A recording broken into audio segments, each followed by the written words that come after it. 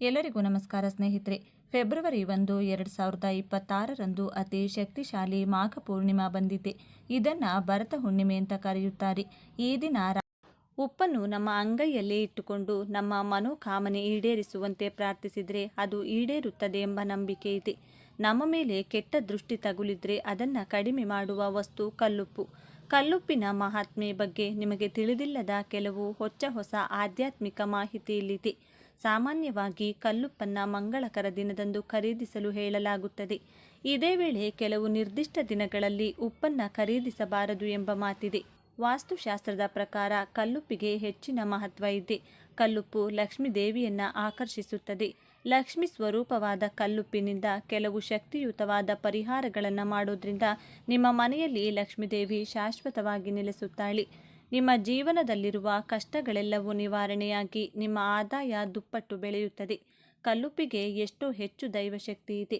ಇದು ನಿಮ್ಮ ಮನೆಗೆ ಅದೃಷ್ಟ ತಂದುಕೊಡುತ್ತದೆ. ನಿಮ್ಮ ಮನೆಯಲ್ಲಿ ಹಣ ಬೆಳೆಯಲು ಹಾಗೂ ಕೆಲವು ಶುಭ ಕಾರ್ಯಗಳು ನಡೆಯಲು ಕಲ್ಲುಪ್ಪಿನಿಂದ ಕೆಲವು ಪರಿಹಾರಗಳನ್ನು ಮಾಡಿ ನೋಡಿ. ಈ ಪರಿಹಾರಗಳ ಮುಖಾಂತರ ನಿಮ್ಮ ಮನೆಯಲ್ಲಿ ಹಣದಿಂದ ತುಂಬಿ ಹೋಗುತ್ತದೆ. ಈ ವಿಡಿಯೋದಲ್ಲಿ ಕೆಲವು ಶಕ್ತಿಯುತವಾದ ಪರಿಹಾರಗಳನ್ನು ತಿಳಿಸಿಕೊಡ್ತೀನಿ. ಆದರೆ ಅದಕ್ಕೂ ಮುಂಚೆ ನೀವಿನ್ನು ನಮ್ಮ ಚಾನಲ್ಗೆ ಸಬ್ಸ್ಕ್ರೈಬ್ ಮಾಡ್ಕೊಂಡಿಲ್ಲ ಅಂದರೆ ಖಂಡಿತ ಈಗಲೇ ಸಬ್ಸ್ಕ್ರೈಬ್ ಮಾಡಿ. ಹಾಗೆ ಮರೆಯದೆ ಒಂದು ಲೈಕ್ ಕೊಡಿ. ಎಲ್ಲರೂ ಭಕ್ತಿಯಿಂದ ಓಂ ಶ್ರೀ ಮಹಾಲಕ್ಷ್ಮಿ ನಮಃ ಅಂತ ಕಮೆಂಟ್ ಮಾಡಿ. ಸ್ನೇಹಿತರೆ, ಈ ಜಗತ್ತಿನಲ್ಲಿ ಹಣದ ಸಮಸ್ಯೆ ದೊಡ್ಡ ಸಮಸ್ಯೆಯಾಗಿದ್ದು ಇತರರಿಂದ ಪಡೆದ ಸಾಲವನ್ನು ಮರುಪಾವತಿಸಲು ಸಾಧ್ಯವಾಗದ ಜನರ ಸಮಸ್ಯೆಗೆ ಮಿತಿ ಇಲ್ಲ. ಈ ಹಿನ್ನೆಲೆ ಮಹಾಲಕ್ಷ್ಮಿ ದೇವಿಯ ಲಕ್ಷಣವೆಂದು ಅರ್ಥೈಸಬಹುದಾದ ಕಲ್ಲುಪ್ಪು ಬಳಸಿಕೊಂಡು ಸರಳವಾದ ಪರಿಹಾರವನ್ನು ಹೇಗೆ ಮಾಡಬೇಕೆಂದು ನಾವು ನೋಡಬಹುದು.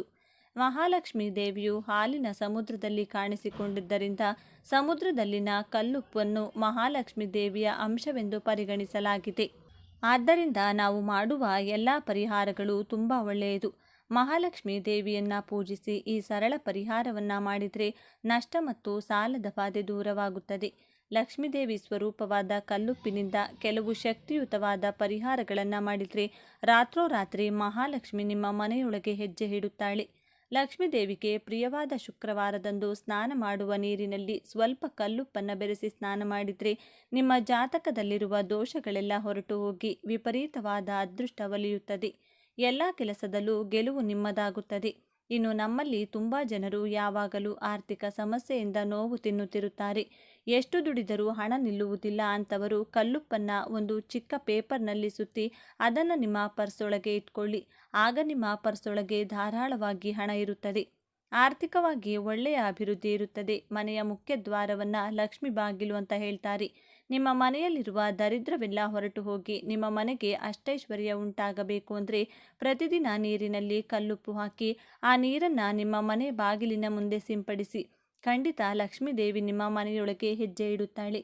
ನಮ್ಮಲ್ಲಿ ತುಂಬ ಜನರಿಗೆ ಯಾವಾಗಲೂ ದುರದೃಷ್ಟ ಹಿಂಬಾಲಿಸುತ್ತಿರುತ್ತದೆ. ಜಾತಕದಲ್ಲಿ ಅದೃಷ್ಟ ಅನ್ನೋದೇ ಇರುವುದಿಲ್ಲ ಅಂತವರು ಬೆಳಿಗ್ಗೆ ಎದ್ದ ತಕ್ಷಣ ಕಲ್ಲುಪ್ಪನ್ನು ಒಮ್ಮೆ ನೋಡಿ. ನಿಮ್ಮ ಜಾತಕದಲ್ಲಿರುವ ದುರದೃಷ್ಟ ಪೂರ್ತಿಯಾಗಿ ಹೊರಟು ಹೋಗಿ ಅದೃಷ್ಟ ಉಂಟಾಗುತ್ತದೆ. ಒಂದು ಮನೆ ಐಶ್ವರ್ಯದಿಂದ ತುಂಬಬೇಕೆಂದರೂ ಅಥವಾ ದುರದೃಷ್ಟದಿಂದ ತುಂಬಿರಬೇಕೆಂದರೂ ನಮ್ಮ ಮನೆಯ ಮುಖ್ಯ ದ್ವಾರದ ಮೇಲೆ ಅವಲಂಬಿಸಿರುತ್ತದೆ. ನಮ್ಮ ಮನೆಯ ಮುಖ್ಯ ದ್ವಾರವನ್ನು ಯಾವಾಗಲೂ ಪವಿತ್ರವಾಗಿಟ್ಟುಕೊಳ್ಳಬೇಕು. ಪ್ರತಿಯೊಬ್ಬರೂ ಅವರ ಮನೆ ಬಾಗಿಲಿನ ಮೇಲೆ ಖಂಡಿತ ಒಂದು ಚಿಕ್ಕ ಕೆಂಪು ಬಟ್ಟೆಯನ್ನು ಕಲ್ಲುಪ್ಪನ್ನು ಹಾಕಿ ಗಂಟು ಕಟ್ಟಿ ಅದನ್ನು ಕಟ್ಟಬೇಕು. ಇದರಿಂದ ಹಣಕ್ಕೆ ಸಂಬಂಧಿಸಿದ ಸಮಸ್ಯೆಗಳು ಹೊರಟು ಹೋಗುತ್ತದೆ. ನಿಮ್ಮ ಮನೆಯಲ್ಲಿರುವ ಸಮಸ್ಯೆಗಳೆಲ್ಲವೂ ಕೂಡಲೇ ಬಗೆಹರಿಯುತ್ತದೆ. ವಿಪರೀತವಾದ ಸಾಲದ ಸಮಸ್ಯೆಗಳಿಂದ ಬಳಲುವವರು ಒಂದು ಬಟ್ಟಲಿನಲ್ಲಿ ಕಲ್ಲುಪ್ಪು ಹಾಕಿ ಅದರ ಮೇಲೆ 2 ಲವಂಗಗಳನ್ನು ಚುಚ್ಚಿ ಅದನ್ನು ನಿಮ್ಮ ಮನೆಯ ಈಶಾನ್ಯ ದಿಕ್ಕಿನಲ್ಲಿಟ್ಟುಕೊಳ್ಳಿ. ಇದರಿಂದ ಕ್ರಮೇಣ ನಿಮ್ಮ ಸಾಲದ ಸಮಸ್ಯೆಗಳೆಲ್ಲ ಹೊರಟು ಹೋಗಿ ಹಣದ ಕೊರತೆ ಜೀವನದಲ್ಲಿ ಬರೆದಂತಿರುತ್ತದೆ. ಮನೆ ಒರೆಸುವ ಪ್ರತಿ ಸಲವೂ ನೀರಿನಲ್ಲಿ ಸ್ವಲ್ಪ ಕಲ್ಲುಪ್ಪನ್ನು ಹಾಕಿ ಮನೆ ಒರೆಸಿಕೊಳ್ಳಿ. ಮನೆಯಲ್ಲಿರುವ ದುಷ್ಟಶಕ್ತಿಗಳೆಲ್ಲ ಹೊರಟು ಹೋಗಿ ಮುಕ್ಕೋಟಿ ದೇವತೆಗಳು ನಿಮ್ಮ ಮನೆಯಲ್ಲಿ ಕಾಲಿಡುತ್ತಾರೆ. ಇದರಿಂದ ನಿಮ್ಮ ಮನೆಯೆಲ್ಲ ದೈವಶಕ್ತಿಯಿಂದ ತುಂಬಿ ಹೋಗುತ್ತದೆ. ಹಾಗೆ ನಿಮ್ಮ ಮನೆಯಲ್ಲಿರುವ ಬೈಕ್ ಅಥವಾ ಕಾರ್ ತೊಳೆಯುವಾಗಲೂ ಉಪ್ಪು ನೀರಿನಿಂದ ತೊಳೆಯಿರಿ. ಇದರಿಂದ ಅಪಘಾತಗಳು ನಡೆಯುವುದಿಲ್ಲ. ಇತ್ತೀಚಿನ ದಿನಗಳಲ್ಲಿ ಪ್ರತಿಯೊಬ್ಬರೂ ನರದೃಷ್ಟಿ ಸಮಸ್ಯೆಗಳಿಂದ ಕಷ್ಟಪಡುತ್ತಿದ್ದಾರೆ. ನರದೃಷ್ಟಿ ಅನ್ನೋದು ತುಂಬಾ ಭಯಂಕರವಾದದ್ದು. ಯಾರಿಗಾದರೂ ನರದೃಷ್ಟಿ ತಗುಲಿದರೆ ಅವರು ಎಷ್ಟೋ ಕಷ್ಟಗಳನ್ನು ಅನುಭವಿಸುತ್ತಿರುತ್ತಾರೆ.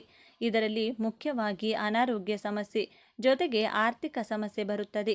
ಪ್ರತಿ ಅಮಾವಾಸ್ಯೆಯ ದಿನ ಮನೆಯಲ್ಲಿರುವ ಪ್ರತಿಯೊಬ್ಬರೂ ಕಲ್ಲುಪ್ಪಿನಿಂದ ದೃಷ್ಟಿ ತೆಗೆದುಕೊಂಡ್ರೆ ಅವರ ಮೇಲಿರುವ ನರದೃಷ್ಟಿ ಹೊರಟು ಹೋಗುತ್ತದೆ.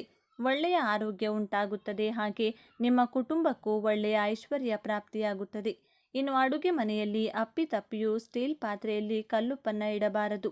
ಲಕ್ಷ್ಮಿ ಸ್ವರೂಪವಾದ ಉಪ್ಪನ್ನ ಪಿಂಗಾಣಿ ಪಾತ್ರೆ ಅಥವಾ ಗಾಜು ಬಟ್ಟಲು ಅಥವಾ ಮಣ್ಣಿನ ಮಡಕೆ ಈ ಮೂರರಲ್ಲಿ ಮಾತ್ರವೇ ಇಡಬೇಕು. ರಾತ್ರೋರಾತ್ರಿ ನಿಮ್ಮ ಜೀವನ ಬದಲಾಗಬೇಕು ಅಂದರೆ ಯಾವುದಾದರೂ ಒಂದು ಸೋಮವಾರದಂದು ಈ ಶಕ್ತಿಯುತವಾದ ಪರಿಹಾರ ಮಾಡಿ ನೋಡಿ. ಇನ್ನು ನೀವು ಮುಟ್ಟಿದ್ದೆಲ್ಲ ಚಿನ್ನವಾಗುತ್ತದೆ. ಒಂದು ಗಾಜು ಬಟ್ಟಲಿನಲ್ಲಿ ಕಲ್ಲುಪ್ಪನ್ನು ತುಂಬಿ ಅದರ ಮೇಲೆ ಸ್ವಲ್ಪ ಅರಿಶಿನ ಕುಂಕುಮ ಸಿಂಪಡಿಸಿ ಆ ಬಟ್ಟಲನ್ನು ನಿಮ್ಮ ಮನೆಯಲ್ಲಿ ಯಾವುದೋ ಒಂದು ಮೂಲೆಯಲ್ಲಿ ಯಾರು ನೋಡದ ಸಮಯದಲ್ಲಿ ಇಟ್ಟು ಬಿಡಿ. ಆ ಬಟ್ಟಲನ್ನು ಕದಲಿಸದೆ 3 ದಿನಗಳ ಕಾಲ ಹಾಗೆ ಇಟ್ಟಿರಿ. 3 ದಿನಗಳ ನಂತರ ಆ ಉಪ್ಪನ್ನು ತೆಗೆದುಕೊಂಡು ಯಾರೂ ತುಳಿಯದಿರುವಂಥ ಪ್ರದೇಶದಲ್ಲಿ ಚೆಲ್ಲಿಬಿಡಿ. ಇದರಿಂದ ನಿಮ್ಮ ಮನೆಗೆ ಆಕಸ್ಮಿಕ ಧನಲಾಭ ಉಂಟಾಗುತ್ತದೆ. ಲಕ್ಷ್ಮೀ ದೇವಿಯ ಅನುಗ್ರಹದಿಂದ ಇನ್ಮುಂದೆ ನಿಮ್ಮ ಮನೆಯೆಲ್ಲ ವಜ್ರ ವೈಡೂರ್ಯಗಳಿಂದ ತುಂಬಿ ಹೋಗುತ್ತದೆ. ಯಾರಿಗೂ ತಿಳಿಯದೆ ಈ ಪರಿಹಾರ ಮಾಡಿದಾಗ ಮಾತ್ರವೇ ಇದರ ಫಲ ಸಿಗುತ್ತದೆ ಎಂಬುದು ನೆನಪಿಟ್ಟುಕೊಳ್ಳಿ. ಇನ್ನು ಹೆಣ್ಣು ಮಕ್ಕಳು ತವರು ಮನೆಗೆ ಹೋದಾಗ ಎಂತಹ ಪರಿಸ್ಥಿತಿಯಲ್ಲೂ ಅಲ್ಲಿಂದ ಕಲ್ಲುಪ್ಪನ್ನು ತರಬಾರದು. ತವರು ಮನೆಯಿಂದ ಕಲ್ಲುಪ್ಪನ್ನು ತಂದರೆ ನಿಮ್ಮ ತವರು ಮನೆಗೆ ಆಸ್ತಿ ನಷ್ಟ ಉಂಟಾಗುತ್ತದೆ. ಅವರು ಕಡುಬಡತನ ಅನುಭವಿಸಬೇಕಾಗುತ್ತದೆ. ಶ್ರೀ ಮಹಾಲಕ್ಷ್ಮಿ ಕ್ಷೀರಸಾಗರದಿಂದ ಅವತರಿಸಿದಳು. ಅದೇ ಸಮುದ್ರದಲ್ಲಿ ಉಪ್ಪು ಕೂಡ ಉದ್ಭವಿಸಿತು. ಹಾಗಾಗಿ ಕಲ್ಲುಪ್ಪು ಎಲ್ಲಿದ್ದರೆ ಅಲ್ಲಿ ಮಹಾಲಕ್ಷ್ಮಿ ಸ್ಥಿರವಾಗಿ ನೆಲೆಸುತ್ತಾಳೆ. ನಿಮ್ಮ ಮನೆಗೆ ವಾಸ್ತುದೋಷವಿದ್ದರೆ ನೀವು ಜೀವನದಲ್ಲಿ ಉದ್ಧಾರವಾಗುವುದಿಲ್ಲ. ಆರ್ಥಿಕ ಸಮಸ್ಯೆಗಳು ಅಧಿಕವಾಗಿರುತ್ತದೆ. ನಿಮ್ಮ ಮನೆಗಿರುವಂತಹ ವಾಸ್ತು ಸಮಸ್ಯೆಗಳು ಹೋಗಬೇಕು ಅಂದರೆ ಒಂದು ಗಾಜು ಬಟ್ಟಲಿನಲ್ಲಿ ಕಲ್ಲುಪ್ಪನ್ನು ಹಾಕಿ ಅದನ್ನು ನಿಮ್ಮ ಬಾತ್ರೂಮ್ ಒಳಗಡೆ ಇಟ್ಟುಬಿಡಿ. ಇದರಿಂದ ನಿಮ್ಮ ಮನೆಯ ವಾಸ್ತು ನಿವಾರಣೆಗಳಾಗುತ್ತದೆ.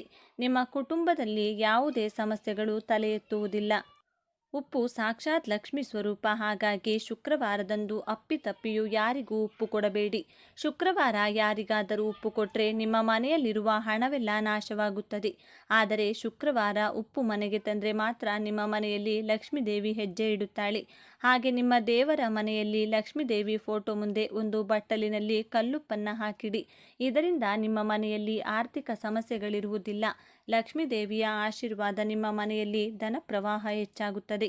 ನಿಮಗೆ ಸಂಬಳ ಬಂದ ತಕ್ಷಣ ಆ ಹಣದಿಂದ ಮೊದಲು ಕಲ್ಲುಪ್ಪನ್ನು ಕೊಂಡು ಮನೆಗೆ ತನ್ನಿ. ಈ ರೀತಿ ಮಾಡಿದರೆ ಅನಗತ್ಯವಾದ ಖರ್ಚುಗಳು ಬರದೆ ನಿಮ್ಮ ಆದಾಯ ದುಪ್ಪಟ್ಟು ಬೆಳೆಯುತ್ತದೆ. ಗಂಡ ಹೆಂಡತಿ ಮಧ್ಯೆ ಗಲಾಟೆಗಳು ಬರುತ್ತಿದ್ರೆ ನಿಮ್ಮ ಮಂಚದ ಕೆಳಗೆ ಕಲ್ಲುಪ್ಪನ್ನು ಒಂದು ಬಟ್ಟಲಿನಲ್ಲಿ ಹಾಕಿಟ್ಟು ಬಿಡಿ. ಇದರಿಂದ ಗಂಡ ಹೆಂಡತಿ ಮಧ್ಯೆ ಗಲಾಟೆಗಳು ಬರದೆ ಇಬ್ಬರ ಮಧ್ಯೆ ಅನ್ಯೋನ್ಯತೆ ಬೆಳೆಯುತ್ತದೆ. ಯಾವುದಾದರೂ ಮುಖ್ಯವಾದ ಕೆಲಸದ ಮೇಲೆ ಹೊರಗೆ ಹೋಗುವ ಮುಂಚೆ ಕಲ್ಲುಪ್ಪನ್ನು ನೋಡಿ ಹೋಗಿ. ಆ ರೀತಿ ಮಾಡಿದರೆ ನೀವು ಮಾಡಲು ಹೊರಟಿರುವಂತಹ ಕೆಲಸ ವಿಘ್ನವಿಲ್ಲದೆ ಪೂರ್ತಿಯಾಗುತ್ತದೆ. ನಮಗಿಂತಲೂ ಹೆಚ್ಚಾಗಿ ಪುಟ್ಟ ಮಕ್ಕಳಿಗೆ ದೃಷ್ಟಿ ತಗುಲುತ್ತದೆ. ನಿಮ್ಮ ಮಕ್ಕಳು ಯಾವಾಗಲೂ ಆರೋಗ್ಯವಾಗಿರಲು ಕಲ್ಲುಪ್ಪು ಒಂದು ಹಿಡಿ, ಅದರ ಜೊತೆಗೆ 2 ಒಣಮೆಣಸಿನಕಾಯಿ ತೆಗೆದುಕೊಂಡು ಅದರಿಂದ ಮಕ್ಕಳಿಗೆ ದೃಷ್ಟಿ ತೆಗೆಯಿರಿ. ಈ ರೀತಿ ಮಾಡುವುದರಿಂದ ನಿಮ್ಮ ಮಕ್ಕಳು ಆರೋಗ್ಯವಾಗಿ ಬೆಳೆಯುತ್ತಾರೆ. ನಮ್ಮ ಕೈಯಿಂದ ಯಾರಿಗೂ ನಾವು ಉಪ್ಪು ಕೊಡಬಾರದು. ಅದೇ ರೀತಿ ಬೇರೆಯವರ ಕೈಯಿಂದ ಕೂಡ ಉಪ್ಪು ತೆಗೆದುಕೊಳ್ಳಬಾರದು. ನಾವು ಯಾರಿಗಾದರೂ ಉಪ್ಪು ನಮ್ಮ ಕೈಯಾರೆ ಕೊಟ್ಟರೆ ನಮ್ಮ ಮನೆಯಲ್ಲಿರುವಂತಹ ಐಶ್ವರ್ಯವೆಲ್ಲ ಅವರಿಗೆ ಹೊರಟು ಹೋಗುತ್ತದಂತೆ. ಹಾಗೆ ಪ್ರತಿ ಶುಕ್ರವಾರದಂದು ದೇವರ ಮನೆಯಲ್ಲಿ ಉಪ್ಪಿನ ದೀಪವನ್ನು ತಪ್ಪದೆ ಹಚ್ಚಿ. ಶುಕ್ರವಾರ ಉಪ್ಪು ದೀಪ ಹಚ್ಚಿದರೆ ವಿಪರೀತವಾಗಿ ನಿಮ್ಮ ಆದಾಯ ಬೆಳೆಯುತ್ತದೆ. ಇನ್ನು ಸಂಜೆ 6 ಗಂಟೆ ದಾಟಿದ ಬಳಿಕ ಉಪ್ಪನ್ನು ಮನೆಗೆ ತರಬಾರದು. ಒಂದು ವೇಳೆ ತಂದರೆ ಮಾತ್ರ ದರಿದ್ರವನ್ನು ನಿಮ್ಮ ಮನೆಗೆ ನೀವೇ ತಂದಂತಾಗುತ್ತದೆ. ನಿಮ್ಮ ಮನೆಯಲ್ಲಿ ಸುಖ ಶಾಂತಿಯಿಂದ ತುಂಬಿ ಹೋಗಬೇಕು ಅಂದರೆ ಯಾವುದಾದರೂ ಒಂದು ಶನಿವಾರದಂದು ಕಲ್ಲುಪ್ಪನ್ನು ದಾನ ಮಾಡಿ. ನಿಮ್ಮ ಮನೆಯಲ್ಲಿ ಸಮೃದ್ಧಿ ಶ್ರೇಯಸ್ಸು ಹೆಚ್ಚಾಗುತ್ತದೆ. ಈ ವರ್ಷ ಮಾಘ ಹುಣ್ಣಿಮೆ 2026 ಫೆಬ್ರವರಿ 1ರಂದು ಬಂದಿದೆ. ಇದನ್ನು ಭರತ ಹುಣ್ಣಿಮೆ ಅಂತ ಕರೆಯುತ್ತಾರೆ. ಈ ದಿನ ಮನೆಯಲ್ಲಿರುವ ಮಹಿಳೆಯರು ಒಂದು ವಿಶೇಷವಾದ ತರಕಾರಿಗಳನ್ನು ಬೇಯಿಸಿ ತಿಂದರೆ ಈ ಕುಟುಂಬಕ್ಕೆ ಅಪಮೃತ್ಯು ದೋಷಗಳು ನಿವಾರಣೆಯಾಗುವುದಲ್ಲದೆ ಬೇಡವೆಂದರೂ ಹಣ ಬಂದು ಸೇರುತ್ತದೆ ಮತ್ತು ಆಯುಷ್ಯ ಹೆಚ್ಚುತ್ತದೆ ಎಂದು ಶಾಸ್ತ್ರಗಳು ಹೇಳುತ್ತವೆ. ಅಷ್ಟೇ ಅಲ್ಲದೆ ಈ ದಿನ ಈ ತರಕಾರಿಯನ್ನು ತಿಂದರೆ ಸಕಲ ದೇವತೆಗಳ ಆಶೀರ್ವಾದ ಲಭಿಸುತ್ತದೆ, ಅಷ್ಟೈಶ್ವರ್ಯಗಳು ಸಿದ್ಧಿಸುತ್ತವೆ, ಉತ್ತಮ ಆರೋಗ್ಯ ಲಭಿಸುತ್ತದೆ. ರೋಗಗಳು ಏನಾದರೂ ಇದ್ದರೆ ಅವು ಕೂಡ ನಿವಾರಣೆಯಾಗುತ್ತವೆ. ನಿಮ್ಮ ಕುಟುಂಬವು ಅಭಿವೃದ್ಧಿ ಹೊಂದಬೇಕೆಂದರೆ ಯಾವ ತರಕಾರಿಗಳನ್ನು ಕಡ್ಡಾಯವಾಗಿ ತಿನ್ನಬೇಕು ಎಂಬುದನ್ನು ಈಗ ಈ ವಿಡಿಯೋದಲ್ಲಿ ವಿವರವಾಗಿ ತಿಳಿದುಕೊಳ್ಳೋಣ. ಅದಕ್ಕೂ ಮುನ್ನ ನೀವಿನ್ನು ಚಾನಲ್ಗೆ ಸಬ್ಸ್ಕ್ರೈಬ್ ಆಗಿಲ್ಲ ಅಂದರೆ ಈಗಲೇ ಸಬ್ಸ್ಕ್ರೈಬ್ ಆಗಿ, ಹಾಗೆ ವಿಡಿಯೋಗೆ ಲೈಕ್ ಮಾಡಿ. ಎಲ್ಲರೂ ಭಕ್ತಿಯಿಂದ ಓಂ ನಮಃ ಶಿವಾಯ ಅಂತ ಕಮೆಂಟ್ ಮಾಡಿ. ಈ ಪವಿತ್ರ ದಿನದಂದು ಮನೆಯ ಮಹಿಳೆಯರು ನೆನಪಿಟ್ಟುಕೊಂಡು ಒಂದು ಅದ್ಭುತವಾದ ಪಲ್ಯವನ್ನು ಮಾಡಿದರೆ ನಿಮ್ಮ ದಾರಿದ್ರ್ಯವು ನಾಶವಾಗುತ್ತದೆ, ಅಷ್ಟೈಶ್ವರ್ಯಗಳು ಒಟ್ಟಾಗಿ ಬರುತ್ತವೆಂದು ಶಾಸ್ತ್ರಗಳಲ್ಲಿ ಹೇಳಿದ್ದಾರೆ. ಆ ಪಲ್ಯ ಯಾವುದೆಂದರೆ ಚಿಕ್ಕುಡಿಕಾಯಿ. ಚಿಕ್ಕುಡಿಕಾಯಿಗೆ ಒಂದು ವಿಶೇಷ ಪ್ರಾಮುಖ್ಯತೆ ಇದೆ. ಮುಖ್ಯವಾಗಿ ಈ ದಿನದಂದು ಚಿಕ್ಕುಡಿಕಾಯಿಯನ್ನು ಬೇಯಿಸಿ ಮನೆಯಲ್ಲಿ ಎಲ್ಲರೂ ತಿಂದರೆ ಆಯುಷ್ಯ ಅದು ವೃದ್ಧಿಸುತ್ತದೆ. ಲಕ್ಷ್ಮೀದೇವಿಯ ಕೃಪೆಗೆ ಪಾತ್ರರಾಗಿ ಧಾನ್ಯಗಳೊಂದಿಗೆ ಕೊರತೆಯಾಗಿರುವುದಿಲ್ಲ. ಆದ್ದರಿಂದ ಇಂದು ಎಲ್ಲರೂ ತಪ್ಪದೆ ಅವರೆಕಾಯಿ ಪಲ್ಯವನ್ನು ಸೇವಿಸಿ. ಯಾವುದಾದರೂ ಒಂದು ರೂಪದಲ್ಲಿ ಅವರೆಕಾಯಿಯನ್ನು ತಿನ್ನಲು ಪ್ರಯತ್ನಿಸಿ. ಪಲ್ಯ, ಹುಳಿ ಅಥವಾ ಅವರೆಕಾಯಿ ಚಟ್ನಿ, ಹೀಗೆ ಯಾವುದಾದರೂ ಒಂದು ರೂಪದಲ್ಲಿ ಅವರೆಕಾಯಿಯನ್ನು ತಿನ್ನಿ. ಗಂಡ ಮತ್ತು ಮಕ್ಕಳಿಗೆ ಹೆಚ್ಚು ಬಡಿಸಿದರೆ ತುಂಬ ಒಳ್ಳೆಯದು, ಆಯುಷ್ಯ ಹೆಚ್ಚುತ್ತದೆ. ಇದರ ಜೊತೆಗೆ ಈ ದಿನದಂದು ಪಪ್ಪಾಯಿ ಕಾಯಿ ಅಥವಾ ಹಣ್ಣನ್ನು ಸೇವಿಸುವುದು ಸಹ ತುಂಬ ಒಳ್ಳೆಯದು. ಇದು ದೇಹಕ್ಕೆ ಶಕ್ತಿಯನ್ನು ನೀಡುವುದಲ್ಲದೆ ಅಕಾಲ ಮರಣದ ದೋಷಗಳನ್ನು ನಿವಾರಿಸುತ್ತದೆ. ಆದ್ದರಿಂದ ಪಪ್ಪಾಯಿಯನ್ನು ಪಲ್ಯದ ರೂಪದಲ್ಲಿ ಅಥವಾ ಪಪ್ಪಾಯಿ ಹಲ್ವ ರೂಪದಲ್ಲಿ ಅಥವಾ ಹಣ್ಣಿನ ಪಪ್ಪಾಯಿ ತುಂಡುಗಳ ರೂಪದಲ್ಲಿ ಯಾವುದಾದರೂ ಒಂದು ರೀತಿಯಲ್ಲಿ ಇಂದು ಪಪ್ಪಾಯಿಯನ್ನು ತೆಗೆದುಕೊಳ್ಳಿ. ಹೀಗೆ ತಿಂದರೆ ಉತ್ತಮ ಫಲಿತಾಂಶ ಸಿಗುತ್ತದೆ, ತುಂಬ ಆರೋಗ್ಯಕರ. ವಿಶೇಷವಾಗಿ ಇಂದು ಮಕ್ಕಳಿಗೆ ಪಪ್ಪಾಯಿ ತಿನ್ನಿಸಿದರೆ ಅವರ ಬುದ್ಧಿಶಕ್ತಿ ವಿಕಸನಗೊಂಡು ಅಧ್ಯಯನದಲ್ಲಿ ಉತ್ತಮ ಸಾಧನೆ ಮಾಡುತ್ತಾರೆ. ವಿಶೇಷವಾಗಿ ಗಂಡು ಮಕ್ಕಳನ್ನು ಹೊಂದಿರುವವರು ಇಂದು ಇದನ್ನು ಖಂಡಿತವಾಗಿಯೂ ಬಿಡಬಾರದು. ನೀವು ನಿಮ್ಮ ಮಕ್ಕಳಿಂದ ಪಪ್ಪಾಯಿ ತಿನ್ನಿಸಿ. ಇನ್ನು ಇಂದು ಮಹಿಳೆಯರು ನೆನಪಿನಲ್ಲಿಟ್ಟುಕೊಳ್ಳಬೇಕಾದ ಮತ್ತೊಂದು ಪ್ರಮುಖ ತರಕಾರಿ ಬೆಂಡೆಕಾಯಿ. ಇಂದು ಬೆಂಡೆಕಾಯಿ ಪಲ್ಯಗಳನ್ನು ಬೇಯಿಸಿ ತಿನ್ನುವುದರಿಂದ ಮನಸ್ಸು ಶಾಂತವಾಗಿರುತ್ತದೆ, ಮನೆಯಲ್ಲಿ ಜಗಳಗಳು ಕಡಿಮೆಯಾಗುತ್ತವೆ, ಶಾಂತಿ ಇರುವಲ್ಲಿ ಲಕ್ಷ್ಮೀದೇವಿ ನೆಲೆಸುತ್ತಾಳೆ. ಆದ್ದರಿಂದ ಇಂದು ಬೆಂಡೆಕಾಯಿಯಿಂದ ಮಾಡಿದ ಅಡುಗೆಗಳನ್ನು ಸೇವಿಸುವುದು ಶುಭಕರ. ಅಂದರೆ ಬೆಂಡೆಕಾಯಿ ಪಲ್ಯ, ಬೆಂಡೆಕಾಯಿ 65 ಅಥವಾ ಬೆಂಡೆಕಾಯಿಯನ್ನು ಸಾಂಬಾರಿನಲ್ಲಿ ಹಾಕಿ ತಿನ್ನುವುದರಿಂದ ಯಾವುದೇ ಕಷ್ಟಗಳು ಬರುವುದಿಲ್ಲ. ಆದ್ದರಿಂದ ಬೆಂಡೆಕಾಯಿಯನ್ನು ನೆನಪಿಟ್ಟುಕೊಳ್ಳಿ.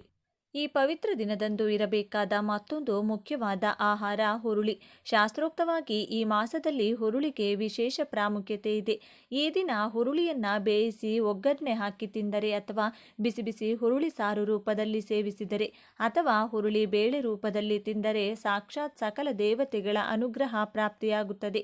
ಸಾಕ್ಷಾತ್ ಸೂರ್ಯ ಭಗವಾನನ ಶಕ್ತಿ ಮತ್ತು ಇಂದ್ರನ ಅಂಶಕ್ಕೆ ಪ್ರತೀಕವೆಂದು ಭಾವಿಸಲಾಗುತ್ತದೆ. ಈ ದಿನ ಹುರುಳಿಯಿಂದ ಮಾಡಿದ ಅಡುಗೆಗಳನ್ನು ಸೇವಿಸುವುದರಿಂದ ದೇಹದಲ್ಲಿನ ಕಲ್ಮಶಗಳು ನಿವಾರಣೆಯಾಗಿ ಆರೋಗ್ಯ ಪ್ರಾಪ್ತವಾಗುತ್ತದೆ.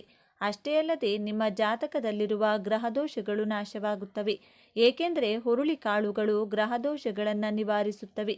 ಮುಖ್ಯವಾಗಿ ಆರ್ಥಿಕ ತೊಂದರೆಗಳಿಂದ ಬಳಲುತ್ತಿರುವವರು ಇಂದು ಹುರುಳಿ ಸಾರು ಮಾಡಿ ತಿನ್ನುವುದರಿಂದ ಮನೆಯಲ್ಲಿ ಸಂಪತ್ತು ವೃದ್ಧಿಯಾಗುತ್ತದೆ, ಲಕ್ಷ್ಮೀದೇವಿಯ ಕೃಪೆ, ಧನ ವೃದ್ಧಿಯಾಗುತ್ತದೆ. ಮಕ್ಕಳಿಗೆ ಇದನ್ನು ತಿನ್ನಿಸಿದರೆ ಅವರಲ್ಲಿ ಜ್ಞಾಪಕ ಶಕ್ತಿ ಹೆಚ್ಚುತ್ತದೆ. ಆದ್ದರಿಂದ ಹುರುಳಿ ಕಾಳುಗಳನ್ನು ಯಾವುದಾದರೂ ಒಂದು ರೂಪದಲ್ಲಿ ನಿಮ್ಮ ಆಹಾರದಲ್ಲಿ ಸೇರಿಸಿಕೊಳ್ಳಿ. ಆರೋಗ್ಯದ ಜೊತೆಗೆ ಅಪಾರ ಸಂಪತ್ತನ್ನು ನಿಮ್ಮದಾಗಿಸಿಕೊಳ್ಳಿ. ಅಲ್ಲದೆ ಈ ದಿನ ಇರಬೇಕಾದ ಮತ್ತೊಂದು ಅದ್ಭುತವಾದ ಪಲ್ಯ ತೋಟದ ಸೊಪ್ಪು. ತೋಟದ ಸೊಪ್ಪುಗಳನ್ನು ಬೇಯಿಸಿದರೆ ವಂಶಾಭಿವೃದ್ಧಿಯಾಗುತ್ತದೆ, ಮಕ್ಕಳು ಆರೋಗ್ಯವಾಗಿರುತ್ತಾರೆ ಎಂಬ ನಂಬಿಕೆ. ತೋಟದ ಸೊಪ್ಪು ಪಲ್ಯ, ಸಾರು, ಹೀಗೆ ಬೇಯಿಸಿ ಇಡಿ. ಇವೆಲ್ಲ ಕೇಳಲು ಸರಳವಾಗಿ ಕಾಣಿಸದಿದ್ದರೂ ಈ ಪವಿತ್ರವಾದ ದಿನ ಇವುಗಳನ್ನು ಸೇವಿಸುವುದರ ಹಿಂದೆ ಆಳವಾದ ಆಧ್ಯಾತ್ಮಿಕ ಮತ್ತು ಆರೋಗ್ಯಕರ ರಹಸ್ಯಗಳು ಅಡಗಿವೆ. ಆದ್ದರಿಂದ ಮಹಿಳೆಯರು ಈ ದಿನ ನೆನಪಿಟ್ಟುಕೊಂಡು ಯಾವುದಾದರೂ ಒಂದು ತರಕಾರಿಯನ್ನು ಬೇಯಿಸಿ ತಿನ್ನಿ. ಈ ದಿನದಂದು ನೀವು ಯಾವುದೇ ತರಕಾರಿ ತಿಂದರೂ ಅದಕ್ಕೆ ಸ್ವಲ್ಪ ತುಪ್ಪ ಸೇರಿಸಿ ತಿಂದರೆ ಇನ್ನೂ ಒಳ್ಳೆಯದು. ಇವೇ ಈ ದಿನ ಕಡ್ಡಾಯವಾಗಿ ತಿನ್ನಬೇಕಾದ ತರಕಾರಿಗಳು. ಈ ಪವಿತ್ರ ದಿನದಂದು ಮನೆಯ ಮಹಿಳೆಯರು ತಪ್ಪಿಯೂ ಸಹ ಕುಂಬಳಕಾಯಿ ತರಕಾರಿ ಅಥವಾ ಹೀರೆಕಾಯಿ ತರಕಾರಿಯನ್ನು ಬೇಯಿಸಬಾರದು. ಯಾರು ಈ ದಿನ ಈ ತರಕಾರಿಯನ್ನು ತಿನ್ನಬಾರದು. ಒಂದೇ ಅಲ್ಲ, ಯಾವುದೇ ರೂಪದಲ್ಲಿಯೂ ಕುಂಬಳಕಾಯಿ ಮತ್ತು ಹೀರೆಕಾಯಿಯನ್ನು ತಿನ್ನಬಾರದು. ಎಂದು ತಿನ್ನುವುದರಿಂದ ಮನೆಗೆ ಪರಮ ದಾರಿದ್ರ್ಯ ಬರುತ್ತದೆ, ಕಷ್ಟಗಳು ದೂರವಾಗುತ್ತವೆ, ಎದುರಾಗುತ್ತವೆ, ಗಂಡಾಂತರಗಳು ಬರುತ್ತವೆ, ಅನಾರೋಗ್ಯ ಸಮಸ್ಯೆಗಳು ಬರುತ್ತವೆ, ಕೈಯಲ್ಲಿರುವ ಹಣವೆಲ್ಲ ಖರ್ಚಾಗಿ ಹೋಗುತ್ತದೆ, ಭಿಕ್ಷೆ ಬೇಡಿಕೊಂಡು ಸ್ಟೇಷನ್ಗೆ ಹೋಗುತ್ತಾರೆ, ಜೀವನದಲ್ಲಿ ಸುಖ ಎನ್ನುವುದು ಇರುವುದಿಲ್ಲ. ಆದ್ದರಿಂದ ಯಾರು ಕೂಡ ಇಂದು ಕುಂಬಳಕಾಯಿ, ಹೀರೆಕಾಯಿ ಪಲ್ಯವನ್ನು ಬೇಯಿಸಬೇಡಿ, ತಿನ್ನಬೇಡಿ. ಇವುಗಳ ಜೊತೆಗೆ ಇಂದು ನಾನ್ ವೆಜ್ ಕೂಡ ತಿನ್ನಬಾರದು. ಈ ಪವಿತ್ರವಾದ ದಿನದಂದು ಮೊಟ್ಟೆ, ಚಿಕನ್, ಮಟನ್, ಸೀಗಡಿ, ಏಡಿಗಳನ್ನು ಅಪ್ಪಿತಪ್ಪಿಯೂ ತಿನ್ನಬಾರದು. ಪವಿತ್ರವಾದ ದಿನ ಜೀವ ಹಿಂಸೆ ಮಾಡುವ ದಿನವಲ್ಲ. ಈ ದಿನ ನಾನ್ ವೆಜ್ ತಿಂದರೆ ಮಹಾಪಾಪ. ಮನೆಯಲ್ಲಿ ಇರುವುದಷ್ಟೇ ಅಲ್ಲದೆ ಹೊರಗೆ ತಿನ್ನುವುದನ್ನು ಕೂಡ ನಿಲ್ಲಿಸಿ. ಮಸಾಲೆಯುಕ್ತ ಈರುಳ್ಳಿ, ಬೆಳ್ಳುಳ್ಳಿ ಕೂಡ ಕಡಿಮೆ ಮಾಡುವುದು ಉತ್ತಮ. ಸಾತ್ವಿಕ ಆಹಾರ ಸೇವಿಸಿದರೆ ಮನಸ್ಸು ನಿರ್ಮಲವಾಗಿ ಯಶಸ್ಸು ಸಿಗುತ್ತದೆ. ಆದ್ದರಿಂದ ಎಲ್ಲರೂ ಈ ದಿನ ಈ ಆಹಾರ ನಿಯಮಗಳನ್ನು ಪಾಲಿಸಿ ಶುಭ ಫಲಿತಾಂಶಗಳನ್ನು ಪಡೆಯಿರಿ. ಈ ದಿನ ಬೆಳಗ್ಗೆ ಸ್ನಾನ ಮಾಡಿ ಉತ್ತಮ ಬಟ್ಟೆಗಳನ್ನು ಧರಿಸಿ ಹತ್ತಿರದಲ್ಲಿರುವ ಬೇವಿನ ಮರ ಅಥವಾ ನೆಲ್ಲಿಕಾಯಿ ಮರದ ಬಳಿ ಹೋಗುವ ಮೊದಲು ಆ ಮರಕ್ಕೆ ಒಂದು ಚೊಂಬು ನೀರು ಅರ್ಪಿಸಿ. ನಂತರ ಸಾಧ್ಯವಾದರೆ ಮರದ ಸುತ್ತ 11 ಪ್ರದಕ್ಷಿಣೆಗಳನ್ನು ಮಾಡಿ. ಹಾಗೆ ಪ್ರದಕ್ಷಿಣೆಗಳನ್ನು ಮಾಡಿದ ನಂತರ ಮರವನ್ನು 11 ಬಾರಿ ಸ್ಪರ್ಶಿಸಿ. ಹಾಗೆ ಸ್ಪರ್ಶಿಸುವಾಗ ನಿಮಗಿರುವ ಎಲ್ಲ ಕಷ್ಟಗಳು ದೂರವಾಗಬೇಕು.